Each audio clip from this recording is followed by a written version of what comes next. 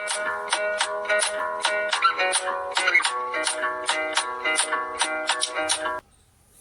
everyone, welcome back to our channel Math Zone with PP. I am Sanjeev Kumar. Today I want to give you information about the quick revision notes of Living World.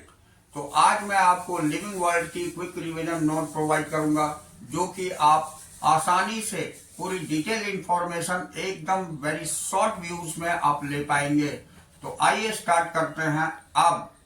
तो देखिए, मैं आपको quick revision notes chapter 1 की start करता हूँ, the living words. ये बहुत ही important है, जिसे आप एक क्लास में रिवीजन कर सकते और आप इसे आसानी से पेपरों के समय रिवाइज करके पूरी चैप्टर की डिटेल इंफॉर्मेशन, बेसिक इंफॉर्मेशन जान सकते हैं, जिससे कि आपकी ये चैप्टर में सारी कंसेप्ट क्लियर हो जाएगी। तो आइए let's start now. Life is unique complex organization of molecules that expresses itself through chemical reactions which lead to growth, development, responsiveness, adaptation and reproduction. That means life हमारी unique है और complex organization of molecules से बना हुआ है, जिसके द्वारा chemical reactions होती है और उसके रिस्पॉन्स में हमें growth, development, responsiveness and adaptation and reproduction के लिए ये रिस्पॉन्सिबल होती है।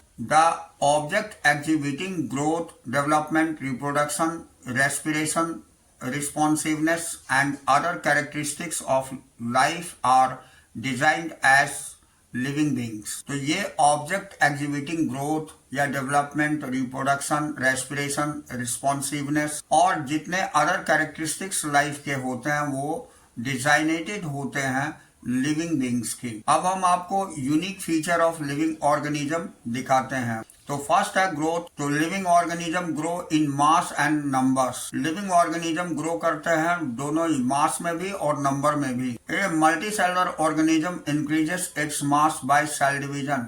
मल्टी सेलुलर ऑर्गेनिज्म जो है इंक्रीज करती है अपनी मास को सेल डिवीजन के द्वारा। In plants growth continuous throughout life.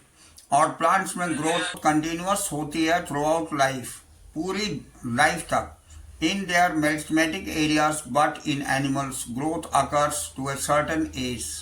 Plant में कंटिन्यूअस थ्रू आउट लाइफ होती है ग्रोथ और मेरिस्टेमेटिक एरियाज में, लेकिन एनिमल में ग्रोथ एक सर्टेन एज तक होती है। Unicellular organism also grow by cell division. Unicellular organism जो है ये सेल डिवीजन के द्वारा ग्रो करती है। Living organisms show internal growth due to the addition of materials and formation of cells inside the body. Living organism जो है internal growth due to additional of material के addition से and formation of cell के formation से body के inside में show करता है। Non-living organisms like mountains, boulders, crystals also grow. Non-living things भी grow करती है, also grow, but due to additional of similar materials to their outer surface. लेकिन इसमें similar material की addition से growth होती है। That means कहने का मतलब हो गया कि जितने भी living beings हैं उसमें growth internal होती है, जबकि नॉन लिविंग बीइंग्स में ग्रोथ एक्सटर्नल होती है। सेकंड पॉइंट हमारी रिप्रोडक्शन है। तो it is the formation of new individuals of the similar kind. ये सिमिलर काइंड की न्यू इंडिविजुअल की फॉर्मेशन ही हमारी रिप्रोडक्शन कहलाती है। Reproduction is not essential for survival of individuals. ये एसेंशियल केवल सर्वाइवल ऑफ इंडिविजुअल्स के लिए ही नहीं है। It is required to perpetuations of the populations. ये पॉपुलेशन को भी परपिचुएट करती है। In sexual reproduction two parents are involve to produce more or less similar kinds of individual. Sexual reproduction में दो पेरेंट्स की जरूरत होती है जो कि सिमिलर काइंड्स ऑफ इंडिविजुअल को प्रोड्यूस करती है। In asexual reproduction single parent is involve and individually is copy of the parent. Asexual reproduction में सिंगल पेरेंट्स के द्वारा होती है जो कि पेरेंट की कॉपी होती है। एसेक्सुअल रिप्रोडक्शन में occurs by fusion. Asexual reproduction fusion के द्वारा होती है, फर्मेंटेशन के द्वारा होती है, रीजनरेशन के द्वारा होती है, वेजिटेटिव प्रोपगेशन एक्सेट्रा, इन सभी के कारण होती है। In unicellular organism, growth and reproductions are synonyms. Unicellular organism में growth और reproduction synonyms होते हैं, यानी सेम चीज होते हैं. Many organism like mules, sterile worker bees, infertile human couple do not reproduce. तो बहुत सारे ऑर्गेनिज्म होते हैं, जैसे म्यूल्स होती है, स्टेराइल वर्कर बीज होती है, और जो इनफर्टाइल ह्यूमन कपल्स होते हैं वे रिप्रोड्यूस नहीं कर सकते हैं.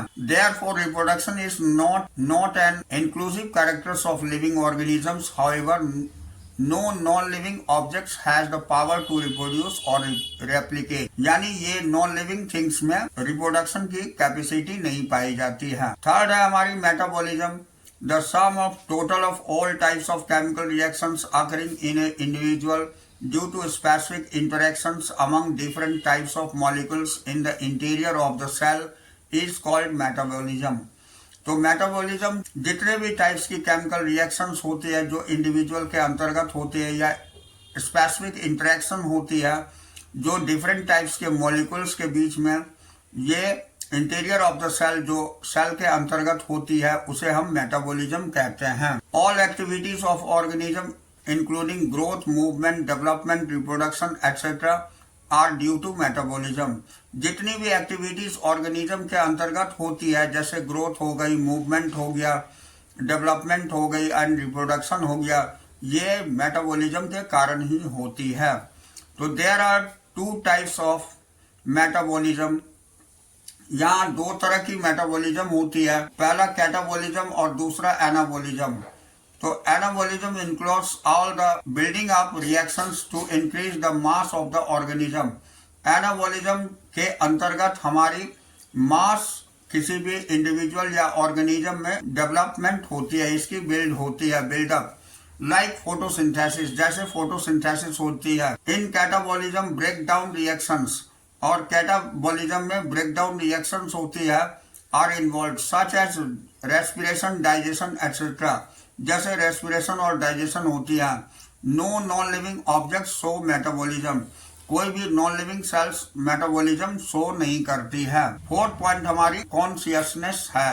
तो it is the awareness of the surrounding and respond to external stimuli.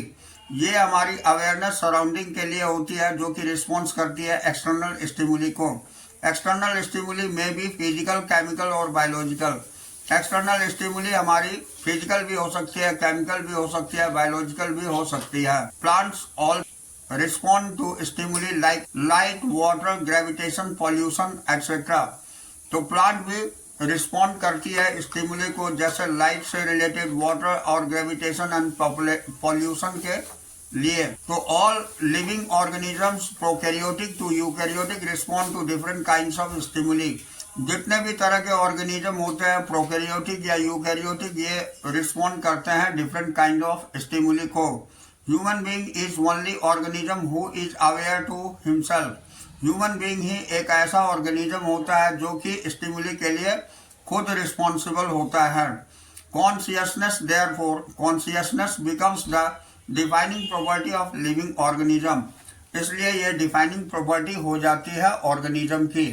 अब पांचवा पॉइंट हम देखते हैं, लाइफ स्पैन. तो every living organism has a definite life span of birth, growth, maturity, senescence and death. तो हर लिविंग ऑर्गेनिज्म के अंतर्गत लाइफ स्पैन में बर्थ, ग्रोथ, मैच्योरिटी और सेंसेसनेस एंड डेथ आती है. Living organisms are therefore self replicating, evolving and self regulating interactive systems capable to responding to external stimuli. Living organism इसलिए self replicating कर सकता है, इन्वॉल्व हो सकता है सेल्फ रेगुलेटरी इंटरेक्शन में सिस्टम के अंतर्गत, और कैपेबल होती है रिस्पॉन्डिंग टू एक्सटर्नल स्टिमुली, यानी एक्सटर्नल स्टिमुली के लिए रिस्पॉन्डिंग के लिए कैपेबल होता है. अब हम देखते हैं diversity is in the living of world, और biodiversity is occurrence of variety of life from form differing in morphology. तो diversity in the living world or biodiversity is the occurrence of variety of life form differing in morphology, size, colors, anatomy, habitats and habits. ये सारे में diversities होती है जिसे हम biodiversity living world की कहते हैं। इसके अंतर्गत ये वैरायटी ऑफ लाइफ फॉर्म्स आते हैं जो कि डिफरेंट इन मॉर्फोलॉजी में डिफरेंस होती है, साइज में होती है, कलर में होती है, एनाटॉमी में होती है, हैबिटेट्स और हैबिट्स में होती है। Each different kind of plant, animals और micro organisms represent a species. हर प्रकार की प्लांट और एनिमल या माइक्रो ऑर्गेनिज्म ये रिप्रेजेंट करती है अपनी स्पीसीज के अनुसार। अब currently there are some 1.7 to 1.8 million living organisms known to science, out of which 1.25 are animals and 0.5 millions are plants. अभी हम लोगों को जैसा कि मालूम है 1.7 से 1.8 मिलियन लिविंग ऑर्गेनिजम्स के बारे में जानकारी प्राप्त है साइंस में, जिसमें 1.25 एनिमल्स होते हैं और 0.5 मिलियंस प्लांट होते हैं। हम जो देखेंगे इसके मेन पॉइंट्स होते हैं identification, nomenclature, classification. Systematic is branch of biology that deals with cataloging plants, animals and other organisms into categories that can be named, compared and studied. तो systematics बायोलॉजी की वो ब्रांच होती है जिसके अंतर्गत deal होती है कैटलॉगिंग प्लांट्स की, एनिमल्स की और अदर ऑर्गेनिजम्स की इनटू कैटेगरीज। ये कैटेगरीज के आधार पर they can be named, compared and studies, जिसके अंतर्गत उनके नाम और कंपैरिजन करी जाती है और अध्ययन करी जाती है। अब identification is the finding of correct name and place of organisms in A system of classification. Identification ये होती है किसी भी ऑर्गेनिज्म की क्लासिफिकेशन के अंतर्गत उसका नाम कहाँ है, प्लेस कहाँ है, करेक्ट नेम्स क्या है, ये आइडेंटिफिकेशन में आती है। It is done with the help of keys. ये कीज के आधार पर की जाती है। This is carried out by determining similarities with already known organism. ये कैरिड आउट होती है सिमिलरिटीज के आधार पर जो कि सारे ऑर्गेनिजम्स की नोन होती है। अब नेक्स्ट हमारी nomenclature is the process of standardising, naming and living organisms such that a particular organism is known by the same name all over the world. Nomenclature वो प्रोसेस होती है स्टैंडर्डाइज नेमिंग की जिसके अंतर्गत लिविंग ऑर्गेनिजम्स को पूरे world के अंतर्गत सेम नेम से जाना जाता है। For plant scientific names are based on international code. Plant के लिए साइंटिफिक नेम्स इंटरनेशनल कोड पर आधारित होती है और बोटेनिकल नोमेनक्लेचर जो ICBN and animal name in international code of zoological nomenclature जिसे ICZN बोलते हैं। Scientific name ensures that each organism has only one name. Scientific name ensure करती है कि पूरे वर्ल्ड के अंतर्गत एक ऑर्गेनिज्म की एक ही नाम होगी। अब देखिए हम आगे जानकारी प्राप्त करते हैं बायोलॉजिकल नोमेनक्लेचर की। तो biological nomenclature it is the universally accepted principle to provide scientific names is known as organism. ये यूनिवर्सली एक्सेप्टेड प्रिंसिपल्स है जिसके अंतर्गत साइंटिफिक नेम्स होती है किसी भी नॉन ऑर्गेनिजम्स की। Each name has two components. हर नेम के दो कॉम्पोनेंट होते हैं। एक होता है जेनेरिक नेम जिसे जीनस बोलते हैं और दूसरी स्पेसिफिक एपिथेट्स होती है जिसे स्पीसीज बोलते हैं। This system of nomenclature was provided by Carolus Linnaeus.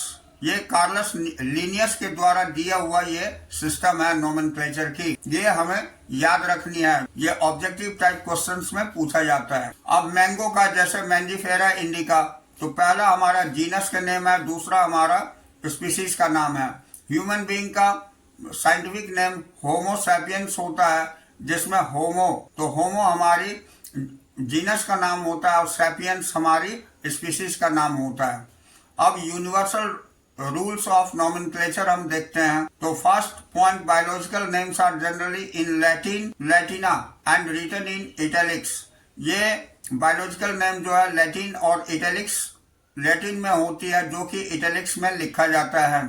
The first word of biological name represents the genus while the second component denotes the specific epithet. हमने जैसा कि पहले भी बताया कि फर्स्ट वर्ड जो है हमारी जीनस को रिप्रेजेंट करती है और सेकंड नेम हमारी स्पीसीज को। थर्ड पॉइंट हमारी है both the word of biological name when handwritten are separately underline printed in italics. जब हम बायोलॉजिकल नेम हैंड रिटन में होती है तो ये या तो अंडरलाइन अलग अलग की जाती है या इसे इटैलिक्स में लिखी जाती है। The first word denotes the genus starts with capital letters.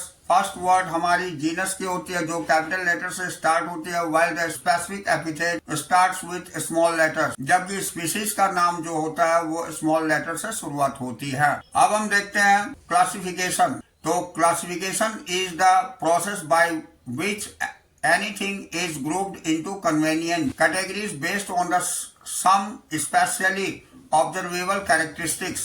Classification वो प्रोसेस होती है जिसमें किसी भी ग्रुप को हम कन्वेनियंट कैटेगरी के आधार पर स्पेशली ऑब्जर्वेबल कैरेक्टरिस्टिक्स के आधार पर हम उसे ग्रुप करते हैं।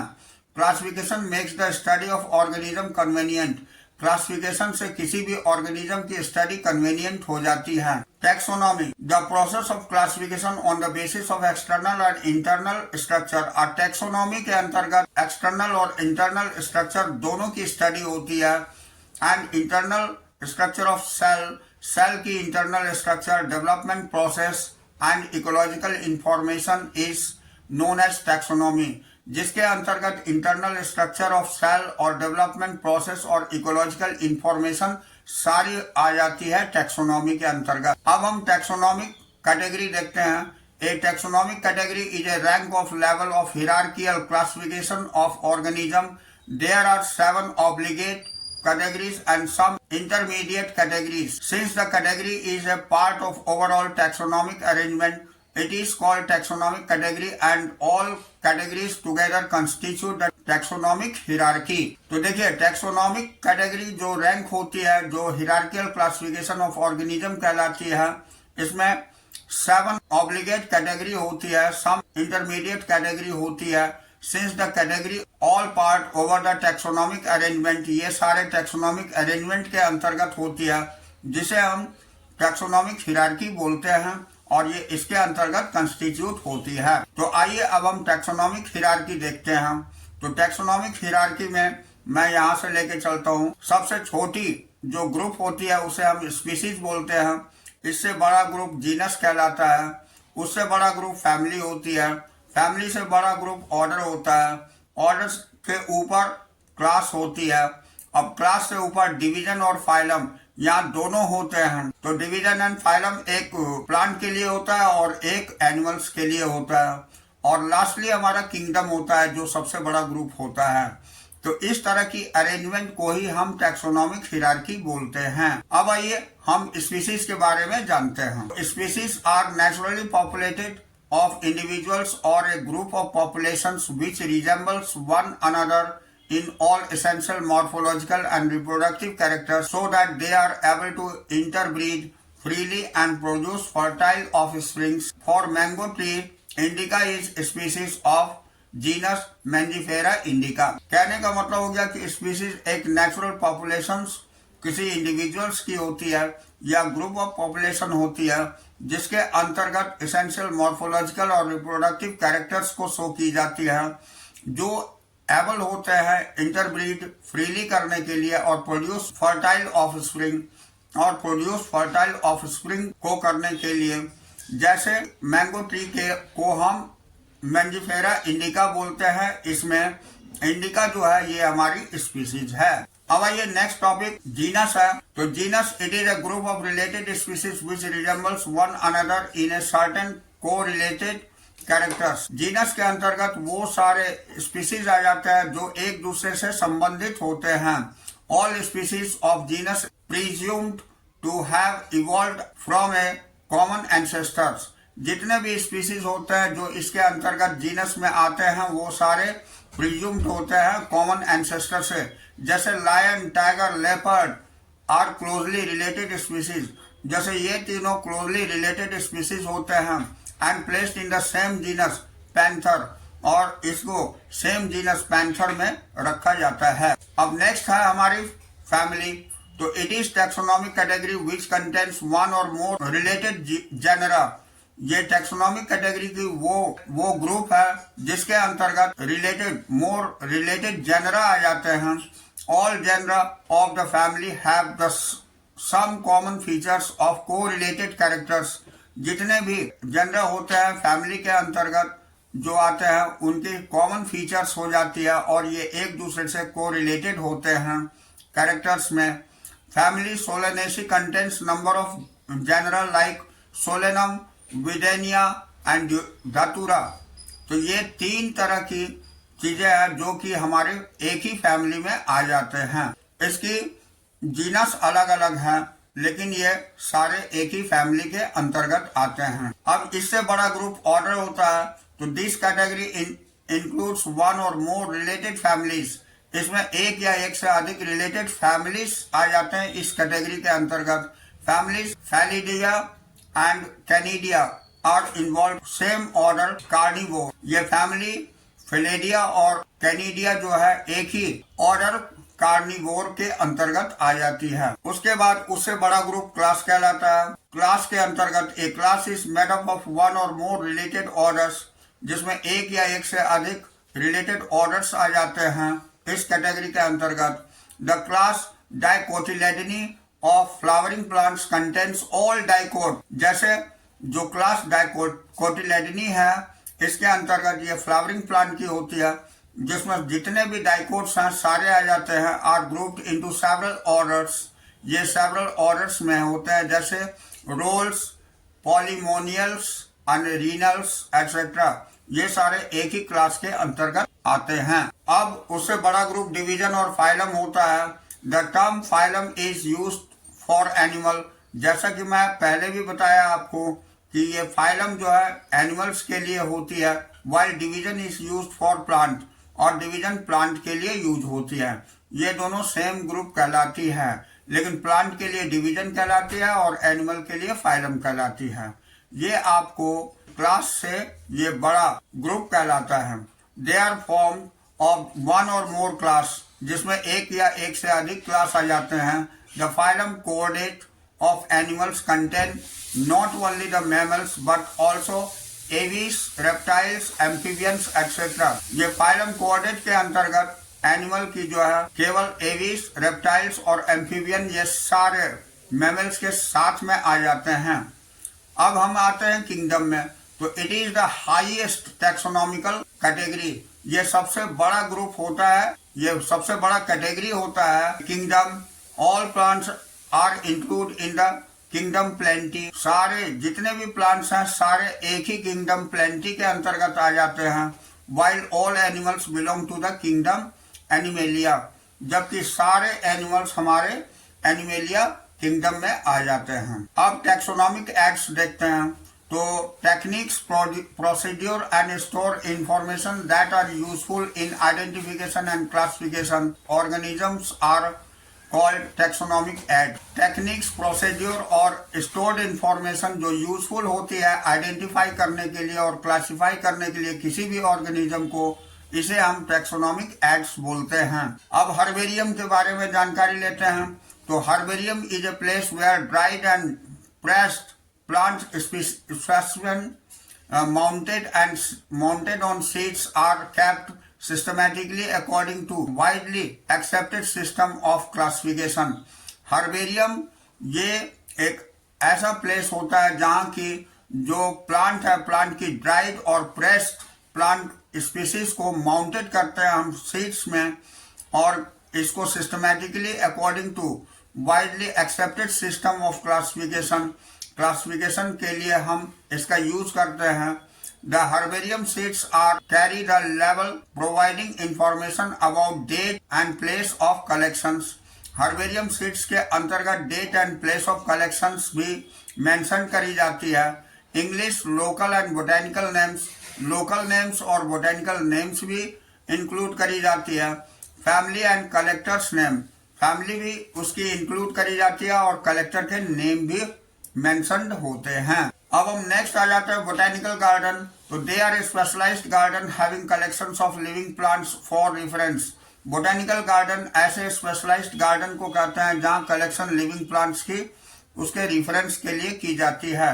Plants in these gardens are grown for identification purpose. इस गार्डन के अंतर्गत जितने भी प्लांट्स होते हैं ये आइडेंटिफिकेशन पर्पस के लिए ग्रो किए जाते हैं। Each plant is labelled indicating the scientific name. Her plant की इंडिकेट करी जाती है साइंटिफिक नेम एंड फैमिलीज को। The famous botanical garden includes royal botanical garden Q.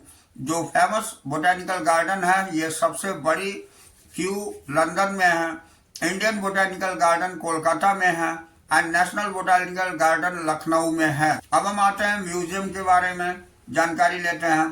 तो biological museum is setup of educational institutions like colleges and schools for reference purpose. तो biological museum setup करी जाती है educational institution के आधार पर, जैसे colleges या स्कूल्स के रेफरेंस पर्पस के लिए।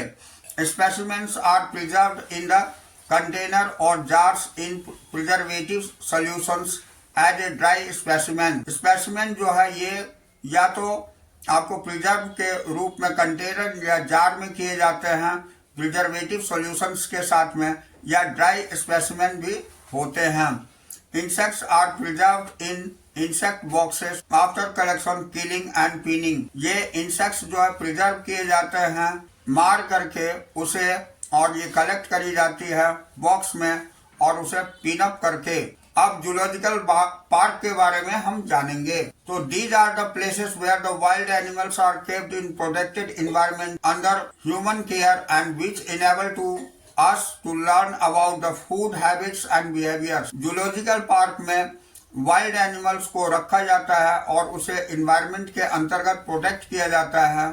ह्यूमन केयर उसकी होती है और जो इनेबल होता है हमें सीखने और जानने के लिए कि उनकी हैबिटेट्स क्या है और हैबिट्स क्या है, उनकी बिहेवियर कैसी है, बिहेवियर की जानकारी के लिए। Natural habitats are provided as far as possible. उसे प्राकृतिक हैबिटेट दी जाती है जहां तक संभव हो पाती है। अब ये हम की देखते हैं। तो taxonomic key is a artificial analytic device having list of statement which dichotomic table of alternate characteristics which is used to identifying organisms. Usually two contrasting characters are used. The one present the organism is chosen while other is rejected. तो taxonomic की हमारी artificial analytical device है जिसके अंतर्गत list होती है statement की, डाइकोटोमिक table होती है, अल्टरनेट कैरेक्टरिस्टिक्स उसमें मेंशन करी जाती है जिससे कि आइडेंटिफिकेशन एनिमल की हो सके, उसी के लिए की जाती है। यूजुअली दो कंट्रास्टिंग कैरेक्टर्स यूज करी जाती है। एक उसमें से present in organism is chosen. पहला जो होता है वो ऑर्गेनिज्म के चूज करने के लिए होता है, वाइल अदर रिजेक्ट करने के लिए होता है। तो each statement of key is called lead, और हर स्टेटमेंट की लीड कहलाती है। सेपरेट टैक्सोनॉमिक कीज जो सेपरेट करती है टैक्सोनॉमिक कीज को, are use for each taxonomic category. ये हर टैक्सोनॉमिक कैटेगरी के लिए यूज होती है, लाइक स्पीसीज के लिए, जीनस के लिए, फैमिली के लिए etcetera. Keys are generally analytical in nature. Keys जो होते हैं ये नेचर में एनालिटिकल होते हैं, जैसे flora manuals, monographs and catalogues are some other means of recording descriptions. ये सारे other means of recording descriptions के लिए होती है। तो that's all for today. We will meet again with a new chapters, और अब हम अगली क्लास में फिर नए चैप्टर्स की बहुत ही इम्पोर्टेंट और एकदम क्विक रिवीजन नोट्स के साथ मिलते हैं।